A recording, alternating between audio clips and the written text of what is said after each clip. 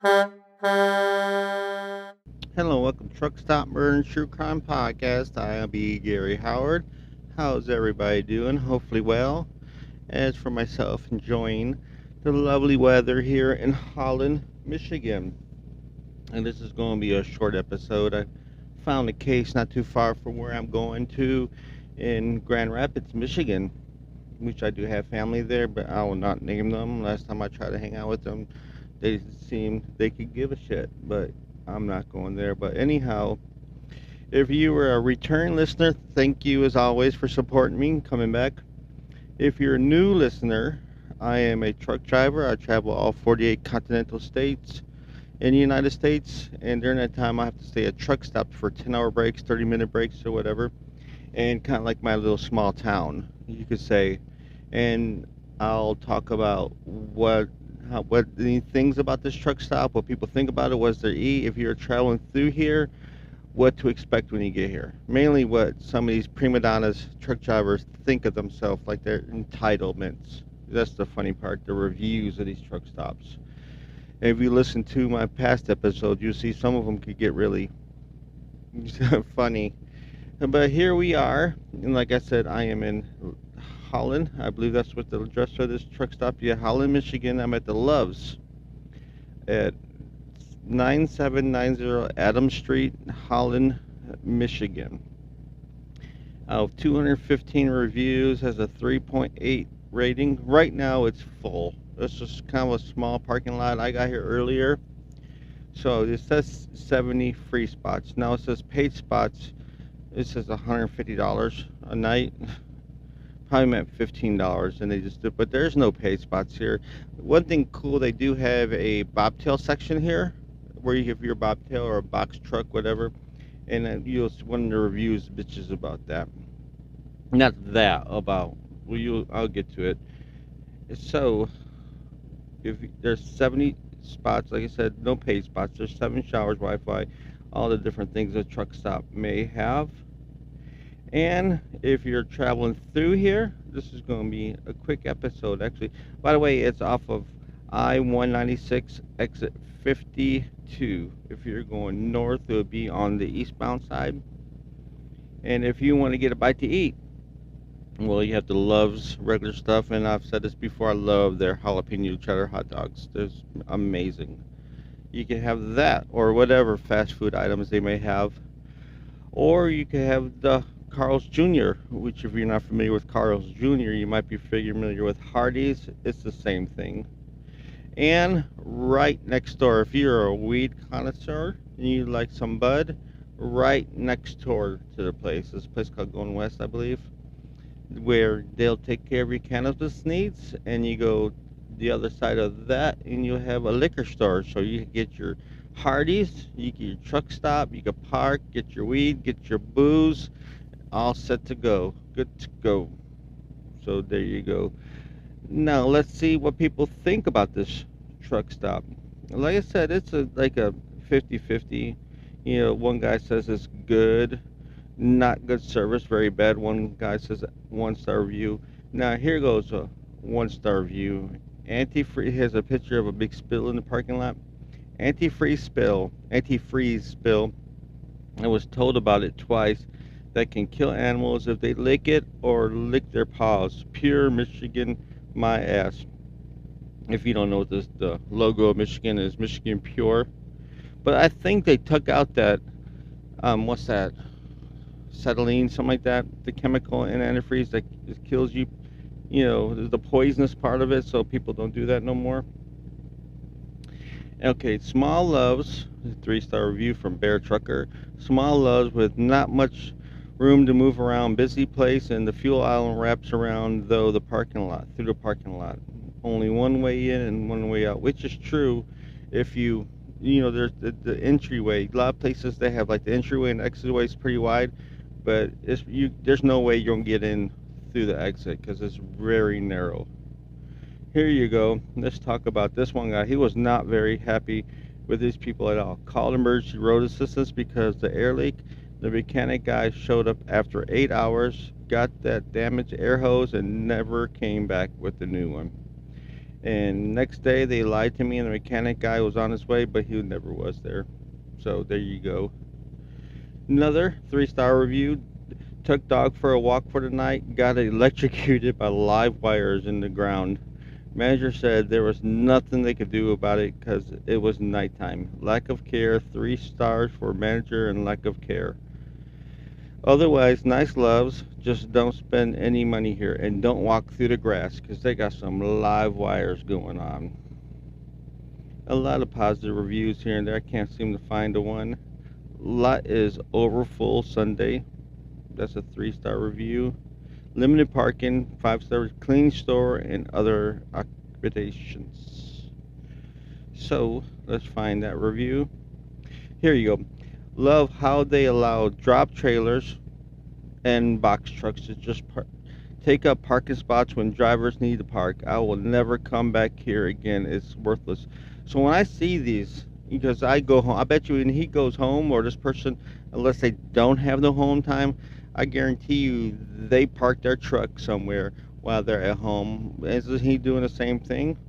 He may not be. What's the difference if your tractor's connected to it, or if it's not, it's still taking up the spot. And also these box trucks, where they posted they're not allowed, it's still a truck. That's what I was saying. And if it was bobtails in these places, he'd be bitching about that. So tell me, why would you be coming to Holland? Why would you be going through this area? Let me tell you why. Okay, being Holland, Michigan, you have a Dutch history in the area. So the first Europeans in the area were Dutch colonists, separatists who settled in Holland and named it after their homeland in the 1840s. So what can you do here? Why is it Holland? So Holland's biggest annual festival draws thousands of visitors from around the Midwest each spring for tulip time that lasts for 8 days in early May every year. So I just missed it. Damn, I want to see some tulips. And consider to get your minds all together, not them tulips. And coincides with millions of tulips bursting into colorful bloom around the city, and it's ranked one of the top springtime activities in Michigan. Now my mind is in a judder now with all that. But yeah, several spots mentioned. Also, Grand Island Gardens, Windmill Gardens, the Grand Island, Windmill Island Gardens. A lot of, within all these tulips, you'll have windmills. Nels Dutch Village, probably next on the list is the top things to do is Holland's Nellis, Nelis Dutch Village. This replica Dutch Village is a great place to have fun and learn a thing or two about the culture. So there you go, museum, cellars, but there you go. Now let's talk about the crime. Now I know this is truck stop murder. We don't know if this individual has been murdered or she just went off on her free will. I don't know, you tell me, but as of right now she is a missing person. So where can she be? Where are you? The individual I'm referencing is Yvonne Scott. Yvonne Scott was last seen around 11 p.m. on, by the way, she is a Native American, but she was, and I bring that up because there's an article in the newspaper that I found I want to read to you. But Yvonne Scott was last seen around 11 p.m. on January 3rd, 2004, so it's been a while. At the time, Scott, 31, was in the vicinity of 2900 block of Clyde Park Avenue in Wyoming, Michigan, which is where I'm delivering my load tomorrow, actually. So there you go, of chicken. Earlier that day, she filed a report with the police after she claimed she was robbed. Scott was last seen walking eastbound on 28th Street. Investigators identified a suspect in Scott's disappearance and searched the vehicle and home, but found no evidence. They said they believed her disappearance may be linked to a series of murders in the area, which is the Craiglicks. Probably it could be the Craiglicks murder because it happened around the same area. I was going to do that, but I don't think I have. I need more time to research that than what I have, and I want to do this while I'm here. So yeah, but no one has been charged. In this case, Scott is a member of the SAULT, S-A-U-L-T, one word, S-T-E, Maria's tribe of Chippewa Indians. She is married and has 2 children. Her husband reported she was engaged in sex work and using crack cocaine at the time of her disappearance, which shouldn't make a difference. She's still a woman. She disappeared. Who cares what she was using at the time? I don't know why he brought that. Maybe he thought it may be relevant to maybe look at some of the drug dealers around it. But yeah, her case remains unsolved. And if you live up around this area, if you have information, you are asked to contact the Kent County Sheriff's Department at 616-632-6125. Now, as for the article that I was telling you about, somebody, I saw this on newspaper.com, and the reason what she believes why it's been not unsolved is by Rochelle Riley, wrote Missing But Not Ignored. It's not about Natalie Holloway, the Mountain Brook, Alabama team, who disappeared on a beach trip. Fill in any name, but if it belongs to a young blonde girl and she's missing, her case may log hours on the national news. This is about Dred Scott syndrome, which I've never heard of this before until then. Possibly only in society where people of color can still be made to feel less important than whites, that their lives are not as valuable, that might still only be 3/5 of a human being, which is sad. The syndrome symptoms appear with each instance of a black or Hispanic people being treated worse than whites. We'll put Native Americans in there, whether it's the redlining of loans, harassment by police, and when men and women of color go missing and their families can't get anyone to pay attention. Now, I don't know if you remember my last episode, I mentioned something similar to this about a case of a young man who was murdered in Nicholas Grassmeyer in Pennsylvania. And while there was no coverage on it, same thing with this. I go to this website called Glassdoor, and I see if there's any podcast. It's just an amazing app. If you're really into true crime and you want to know what's around you, or you're traveling like I do, and you want to know what happened around your area, you look at this up and it'll give you videos, news articles, news videos, and all the podcasts. Like Nicholas Grassmeyer, this has nothing. No podcast has covered it. Nobody, which is sad because she's still a person. You don't have to be a pretty blonde girl, which I can't think of her name now. I can't think of her, but she was plastered all over the place. And like I said, with the Delphi girls, not too far from there, there's a whole family of girls who died in a fire that was murdered, which I will cover one day. But you don't hear nothing about them. A few podcasts covered it, but yeah, several girls and women of color disappeared in the past 4 years, and their families couldn't buy publicity. Yeah, they had to watch nightly updates on the plight of missing girls, white girls, being tugged at the heart of America.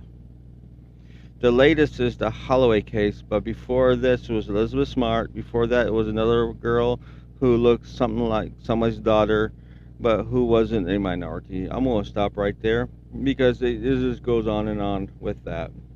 But yeah, this is the case I wanted to do this because on there you can find her information on NamUs. It's a website where a bunch of where missing people. NamUs number MP856, I think that's what it is. Yvonne Renee Scott, female, American Indian, Alaska Native. Her last contact was June 3rd, 2004. She was missing from Wyoming, Michigan. She was 31. Her current age right now would be 50. Now, she was a tall girl, too, by the way, missing 31. So that's what I'm saying. She might be just decided to leave. Who knows? She was 31, and her current age is 50. Her full name is Yvonne Renee Scott, nickname Yvonne, nickname Alice is Yvonne Jones, Vonnie V, female. I already told you she was 5'11" to 6 foot tall. So she was, but she a slender woman, 135, 145 pounds. So yeah, if you've seen her, you're having information, circumstances, disappearance is unknown. Yvonne was last seen approximately 11 p.m. in the vicinity of 2900 block of Clyde Avenue. So yeah, you could probably go to the NamUs information, website. If you have any, piercing, she has pierced ears, mole on inside right ankle, scar on her chin. And clothing, she was last seen with short sleeve white knit pullover shirt, black sweatpants with Bing Bang written in pink across the seat of her pants. Long black cotton trench coat. She glasses with gold color watch. So she does wear glasses. Black slip-on shoes with medium heels. Necklace with cross pendant. Now I will have a picture of her on my social media page. So yeah, investigating agents is of course Kent County Sheriff's Department. Their number is 616-632-6249. So if you have any information, you can go and name us. They have an area where you can give hints, helps of anything of this sort. And this year, well, that's the case of Yvonne.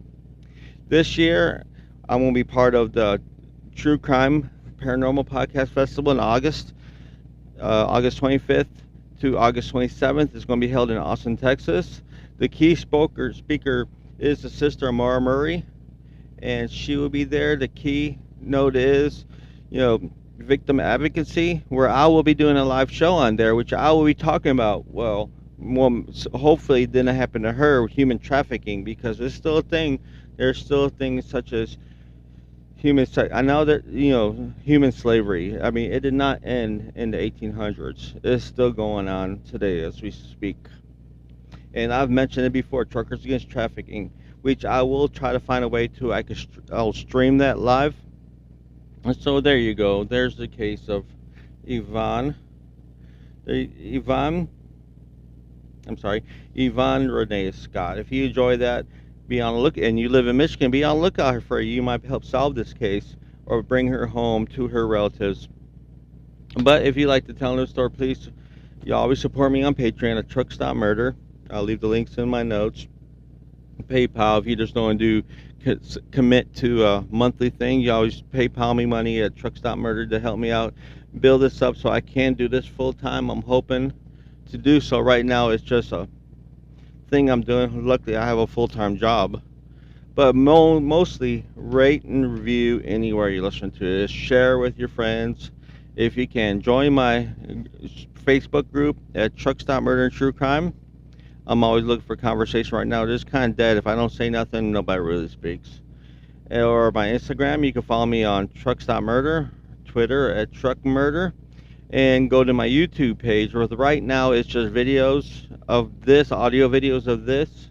But I'm hoping one day, once I do get the time, see, that's the thing, I want to have time so I can put some visuals in YouTube. But right now I just don't have the time to do that. Also, if you do TikTok, check out my sceneries and cemeteries. I do a TikTok channel that I video record everything I do, different cool places and different cemeteries that I visit. You go check that out. Also, I think I'm going to do on my $1. So I have a $1 and $5.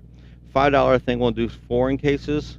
And with my $1, I think I'm going to start doing walk-arounds on my truck stop, like videos. I need to get a little chubby around the belly, so I think I'm going to do that. Just like a walk around, like a 15-20 minute walk around, get my exercise in, and talk about my day. And you could check out the truck stop where I'm at. Some truck stops are actually rather cool, with the background mountains or forests or whatever. But there you go. And I'll end this like I always do. You can't fix stupid, but you can sure numb it with a 2x4. I am out of here.